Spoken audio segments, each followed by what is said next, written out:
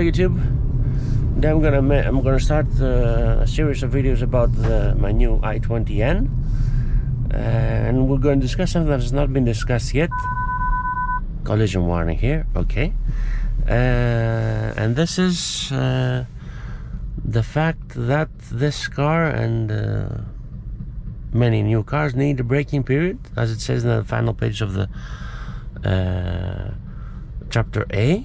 And braking period means that you should drive this car sensibly. Let's take the start stop off. Between 2,000 to 4,000 RPM. But also braking period is not just about the engine, but also about all the stuff as well.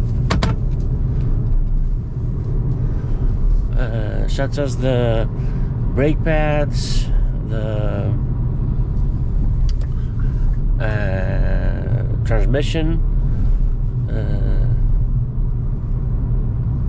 suspension. So that means that whenever you put new components like that, like those new tires, new brake pads and stuff like that, this means that you need to have a braking period, so you don't drive the car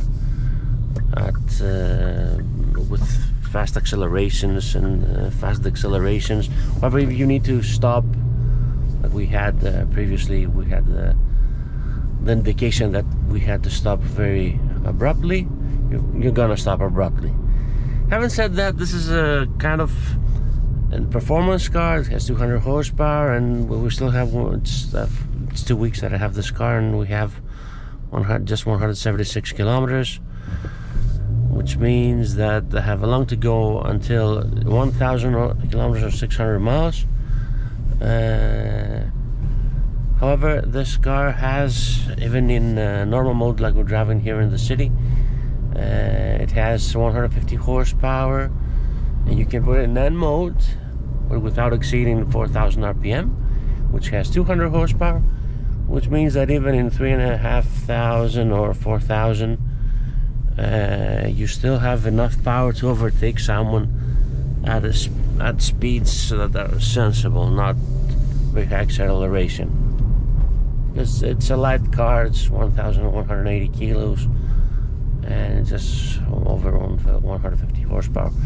Another thing that I have to mention about this car, which applies even after the braking periods, is that we're driving for some minutes now, and we still have the ambient temperature is around 20 degrees Celsius, and the engine temperature is 68 degrees, and the oil temperature is 36 degrees, which means that even if we were beyond the braking period of the car, we still had to drive slowly in order to preserve our turbo, because you need to have a good temperature in order to thrash the car, so to speak. One other thing is that during the braking period you should avoid heavy traffic. Now we have traffic here, but not too many start and stops, and you should also avoid during the braking period constant speeds in highway.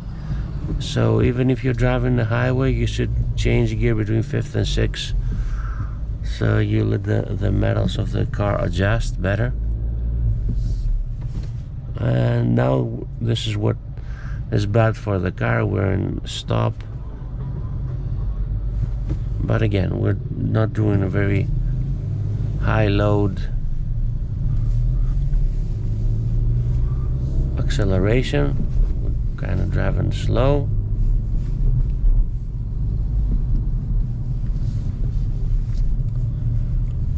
And in general, we should avoid stressful situation for the car for the first, as I said, for the first 1,000 kilometers.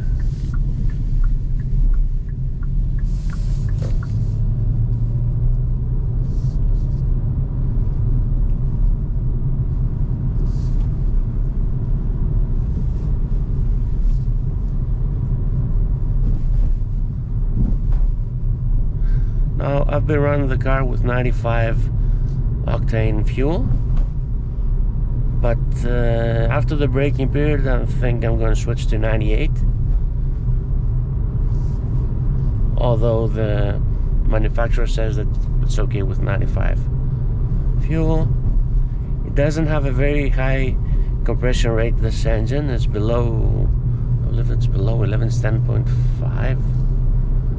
So it means that it doesn't need 100 octane fuel. However, if you tune it, it's good to have high octane fuel.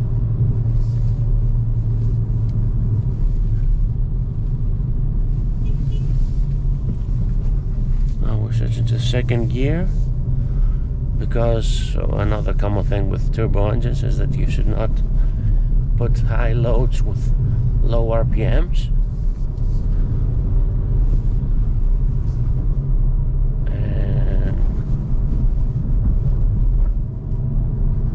that's one thing.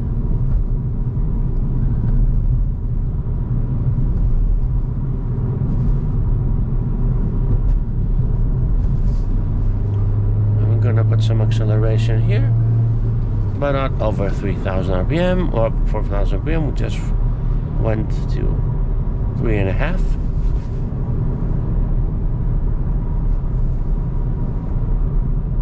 Oh, poor kitten. Street.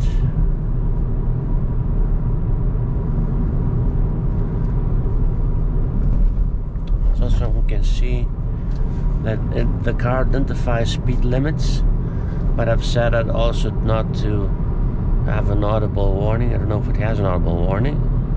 Let's make another. Oh.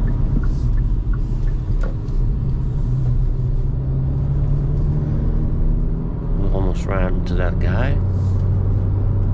Now let's make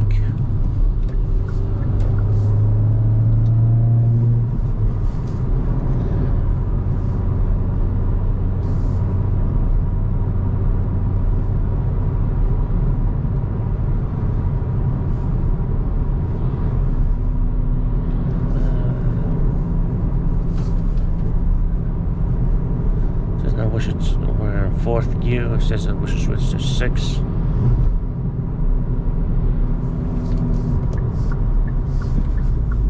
Oh yeah, you know, it's a little bit of a bummer that you have to drive slow a car that's you bought it for driving quite fast.